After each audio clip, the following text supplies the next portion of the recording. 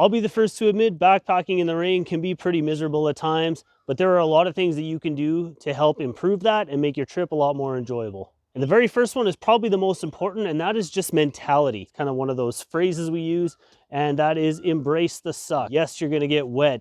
Yes, it's gonna be annoying. Yes, it's probably gonna be cold. And one of the best things you can do is go into it with the mentality that you're just gonna embrace that and make the absolute best of it. Because yes, it can be very easy to get miserable when you're out backpacking and it's pouring on you and you're getting a little bit chilled, you're tired, you're not eating as much, you're not drinking as much. Those are just two things that happen when we're wet and when we're cold. We don't tend to eat as much, we don't tend to drink as much. But just following that mentality of embracing the suck and just making the absolute best of it, just continually reminding ourselves as we're out there, any day out on trail, no matter how crappy the weather is always better than a day spent at home sitting on the couch. I have actually stopped backpacking with people just simply for the reason that once weather changes and it's not, a beautiful, gorgeous, sunny day, they are just an absolute miserable bear to be around, and it takes all the fun out of the backpacking trip, and I've just simply moved on and just don't hike with those people anymore. Along with mentality goes gear choices. So many backpackers, especially new backpackers, fall into this trap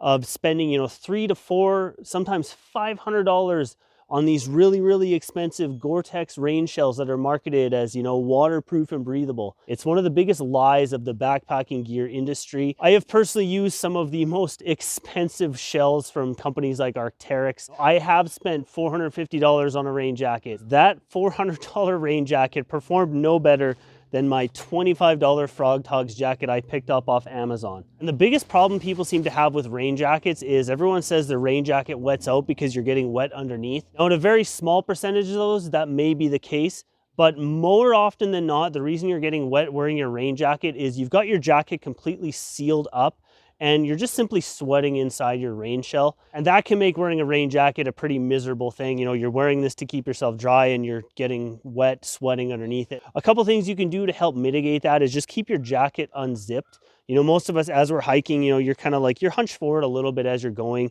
You're not necessarily going to be getting wet in this area here. So keeping your jacket unzipped all the way or even just a little bit is going to let a little bit of air get in there. And it's going to help regulate your body heat a little bit more. And it's going to help you cool down and you're not going to be sweating as much. Even, like rolling the sleeves up a little bit. I do that quite often, wear it just more as like a t-shirt style. And just while we're talking rain jackets, if you are like me and you backpack with your dog, make sure you've got a rain jacket for your dog. I know dogs can handle the wet, cold weather better than humans can. But just for the comfort and, climbing inside your shelter, the last thing you want is a sopping wet pooch crawling in with you. This rain jacket has saved me many miserable nights of curling up next to a wet Wanda in my sleep system. One of the biggest comfort things that I do on every backpacking trip, but it really, really helps me out, especially when it's raining, is making sure I've got a nice, warm, dry pair of clothing to crawl into when I get to camp. Sort of my personal big ticket comfort item when I get to camp is my fleece pants. I've been using these for probably the last 7 or 8 years.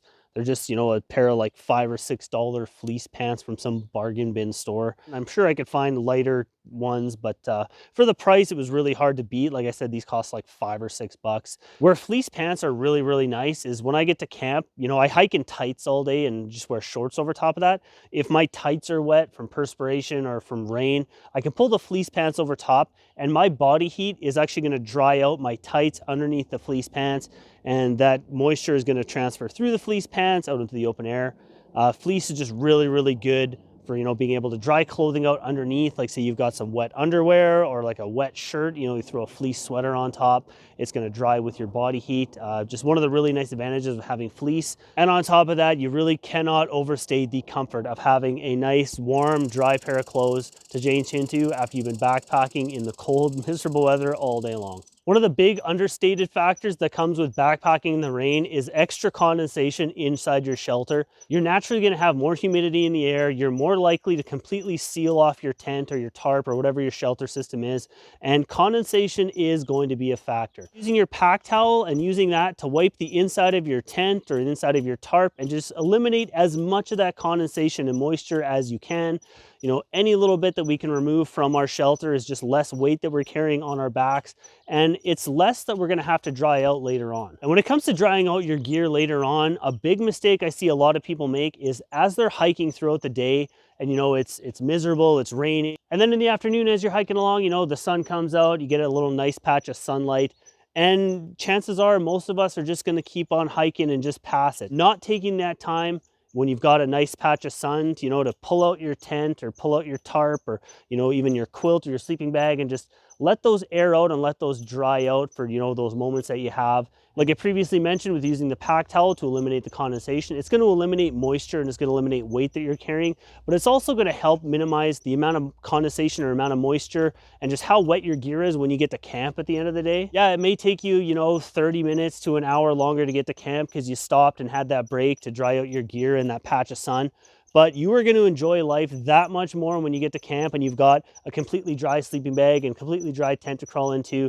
You know, like we've been talking, right? Backpacking in the rain, the key to it is comfort, and that is going to help. Now, if you guys have any more tips for backpacking in the rain that I haven't covered in this video, please drop them in the comment section down below. It helps me out and it helps out everybody else as well. And that's what this channel is all about, is, you know, just helping people get the information that they need and the information they're looking for to make our backpacking trips that much better.